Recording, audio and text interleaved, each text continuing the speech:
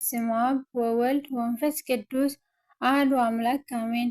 ወንጌል ማቴዎስ ምዕራፍ 9 ጎይታ ኢየሱስ ክርስቶስ ከዓ ናብ ጀልባ ኣትዩ ተሳገረ፣ ናብ ዓዱ እውን መፀ። እንሆ ከዓ መጻጉዕ ሰብኣይ ብዓራት ሰይሮም ናብኡ ኣምፅእዎ። ኢየሱስ ክርስቶስ እምነቶም ርኢዩ ነቲ መጻጉዕ ወደየ ኣጆኻ ሓጢኣትካ ተሓዲጉልካ ኣበሎ። እንሆ ከዓ ሓያሎ ካብቶም ጸሓፍቲ ብልቦም እዚ ይጻረፍ ኣሎ በሉ። ኢየሱስ ክርስቶስ ድማ ሓሳባቶም ፈሊጡ በለ፣ ንምንታይ ብልብኹም ክፉእ ትሓስቡ ኣለኹም? ኣየናይ ይቐልል ሓጢኣትካ ተሓዲጉልካ ምባል ዶ ወይ ትንስእ እሞ ኪድ ምባል? ወይስ ተንስእ እሞ ኪድ ምባል? ንወዲ ሰብ ግና ሓጢኣት ክሓድግ ኣብ ምድሪ ስልጣን ከም ዘለዎ ምእንቲ ክትፈልጡ ሽዑ ነቲ መጻጉዕ ተንስእ እሞ ዓራትካ ኣልዒልካ ናብ ቤትካ ኪድ በሎ። ተንሲኡ ናብ ቤቱ ከደ። እቶም ህዝቢ እዚ ርኢዮም ፈርሑ። ንኣምላኽ ድማ ከምዚ ዝበለ ስልጣን ንሰብ ብምሃቡ ኣመስገንዎ። ኢየሱስ ክርስቶስ ካብኡ ምስ ሓለፈ ማቴዎስ ዝብልዎ ሰብኣይ ኣብቲ በሪ ተጎ ተቐሚጡ ረኣዮሞ ሰዓበኒ በሎ። ተንሲኡ ከዓ ሰዓቦ። ኮነ ከዓ ኣብ ቤት ኣብ መኣዲ ምስ ተቐመጠ ብዙሓት ተገውትን ሓጥኣንን ምስ ኢየሱስ ክርስቶስ ምስ ደቀ መዛሙርቱን ተቐመጡ። ፈሪሳውያን ከዓ ርኢዮም ንደቀ መዛሙርቱ መምህርኩምሲ ስለምንታይ እዩ ምስ ተገውትን ሓጥኣንን ዝበልዕ በልዎ። ኢየሱስ ክርስቶስ ግና ሰሚዑ ንሓኪምሲ ሕሙማት እምበር ጥዑያት ኣየድልይዎን፣ ኣነ ሓጥኣን እምበር ጻድቃን ክጽዋዕ ኣይመጻኹን እሞ ምሕረት እፈቱ መስዋእቲ ኣይኮነን ዝብል እንታይ ምዃኑ ኪዱ ተምሃሩ በሎም። ሽዑ ደቀ መዛሙርቲ ዮሃንስ ስለምንታይ ንሕናን ፈሪሳውያንን ብዙሕ ንጸውም ደቀ መዛሙርትኻ ግና ኣይጾሙን ኢሎም ናብኡ መጹ። ኢየሱስ ክርስቶስ ከዓ በሎም፣ ንዕሩኽ መርዓዊኸ መርዓዊ ምሳታቶም ክሳዕ ዘሎ ከመይ ኢሎም ክጉህዩ ይኾነሎም? መርዓዊ ካባታቶም ዝውሰደላ መዓልቲ ግና ክትመጽእ እያ፣ ሽዑ ከዓ ይጾሙ። ቁራጽ ሓድሽ ዓለባ ኣብ ብላይ ክዳን ዝልገብ የልቦን፣ እንተዘይኮነስ ነቲ ጥዑይ ይልክሞ፣ መቕዳዱ ከዓ ዝገደደ ይኸውን። ንሓድሽ ወይኒ ኣብ ኣረገውቲ ኣሕርብቲ ኣይዕርቕዎን፣ እንተዘይኮነስ እቲ ኣሕርብቲ ይቕደድ፣ እቲ ወይኒ እውን ይፈስስ፣ ኣሕርብቲ ከዓ ይበላሾ። ንሓድሽ ወይኒ ግና ኣብ ሓደስቲ ኣሕርብቲ የዕቑርዎ፣ ክልቲኦም ድማ ይእርነቡ። እዚ ክብሎም ከሎ እንሆ መራሕ ቤት ጸሎት መጾ። ጓለይ ሕጂ ሞተት፣ ግናኸ ነዓ ኢድካ እንብረላ እሞ ክትሓዊ እናበለ ሰገደሉ። ኢየሱስ ድማ ተንሲኡ ምስ ደቀ መዛሙርቱ ሰዓቦ።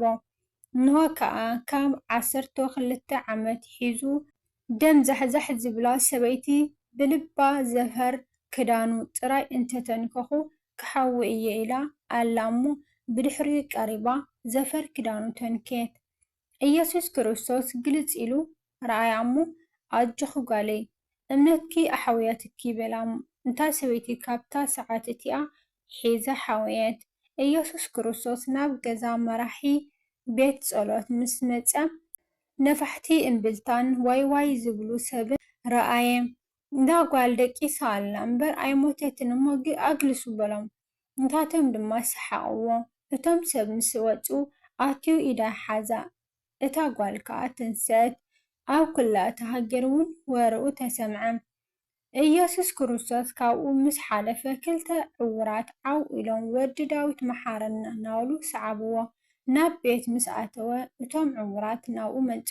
ኢየሱስ ክርስቶስ ድማ እዚ ምግባር ከም ዝከኣለኒ ዶ ተኣምኑ ኢኹም በሎም።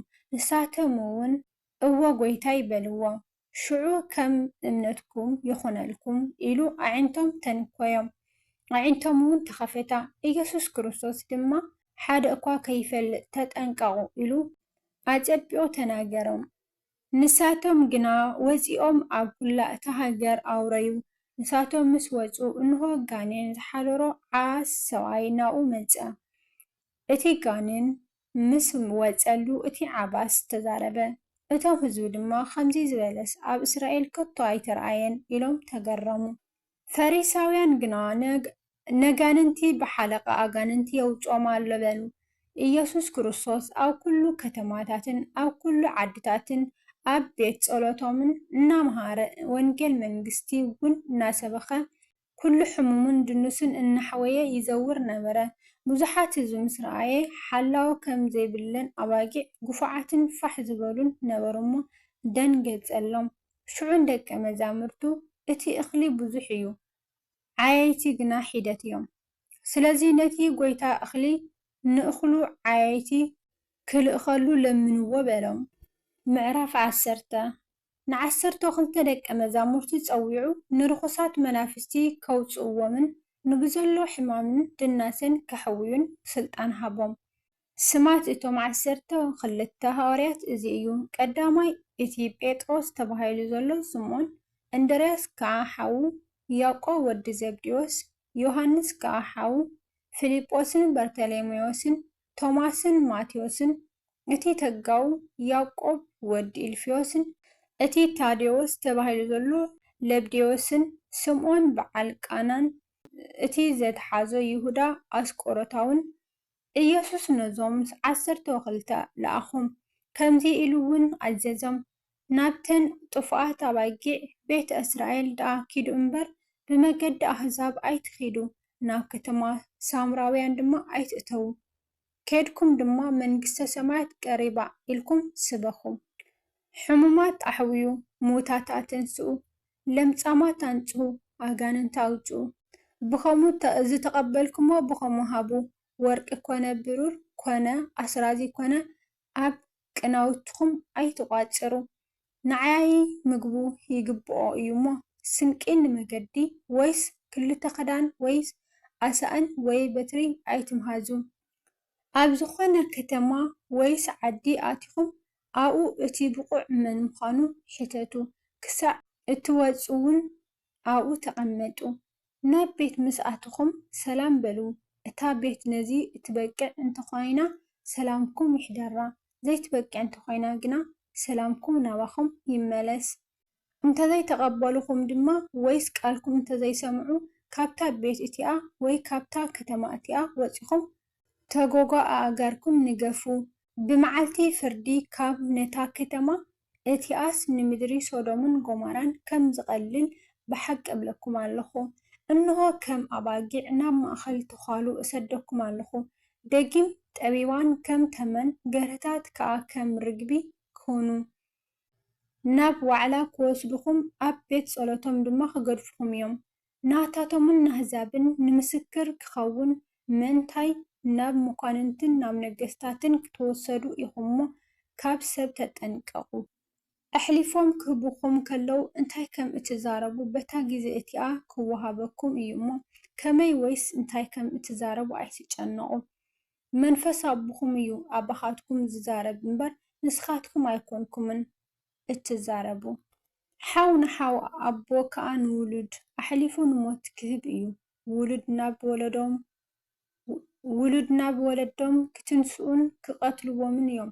ስለ ስመይ ከዓ ኩሉ ሰብ ክጸልኣኩም እዩ። እቲ ክሳዕ መወዳእታ ዝዕገስ ንሱ ክድሕን እዩ።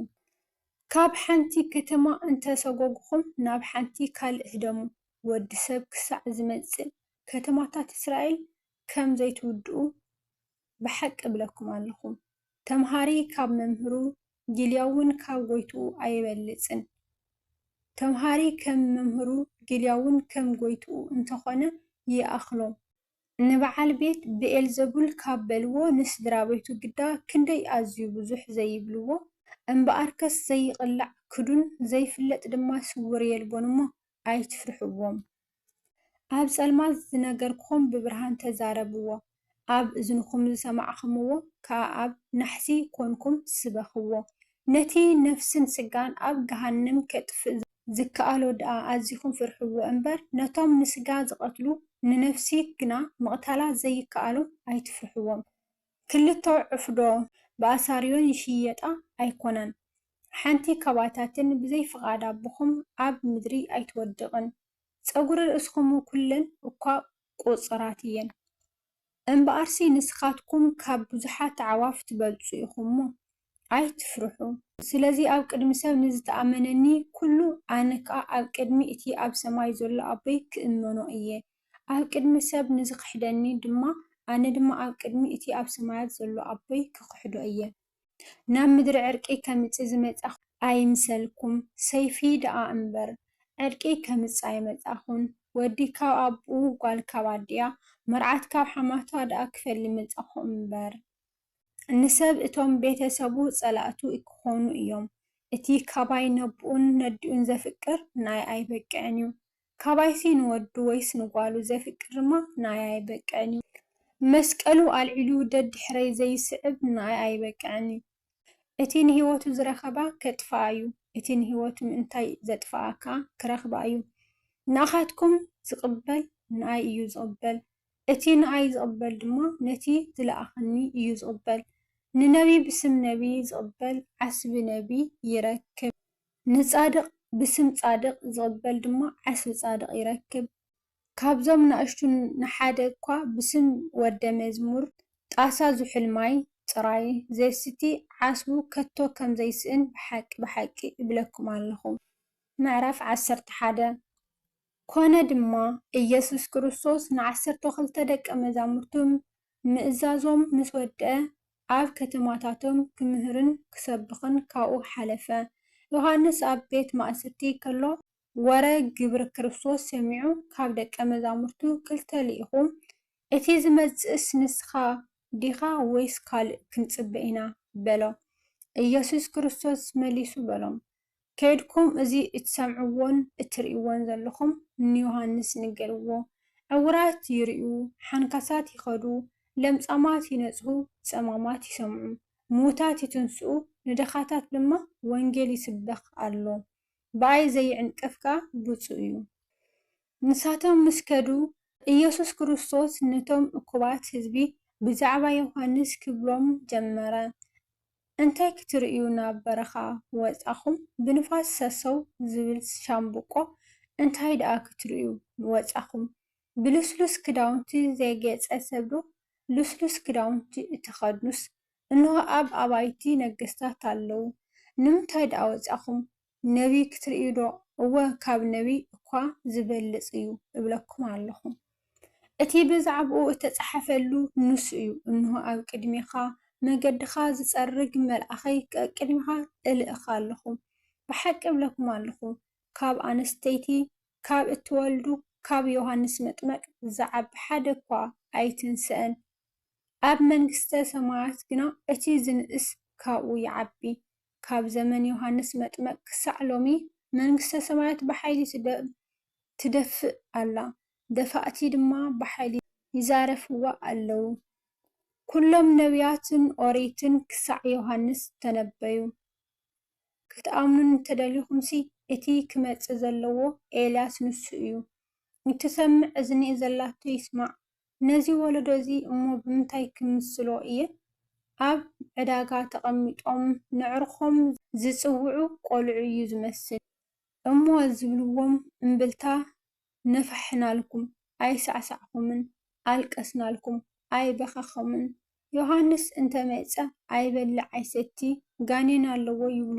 ወዲ ሰብ መጸ ይበልዕ ይሰቲ እንሆ በላዕን ሰታይን ወይንን ዓርኪ ተገውትን ሓጣንን ይብሉ። ጥበብ ብደቃ ጸደቐት። ድሕረዚ ጎይታና ኢየሱስ ክርስቶስ ነተን ብዙሕ ሓይሊ ዝገበረለን ከተማታት ስለ ዘይተነስሓ ክነቕፈን ጀመረ። ወይልኺ ኮራዚ፣ ወይልኺ ቤትሳይዳ፣ እዚ ኣባኻትክን እተገበረ ሓይሊ ኣብ ጢሮስን ኣብ ሲዶናን ተገይሩ እንተዝኸውንሲ ቀደም ማቕ ተኸዲነን ሓንኩሽቲ ተነጺፈን ምተነስሓ ነይረን።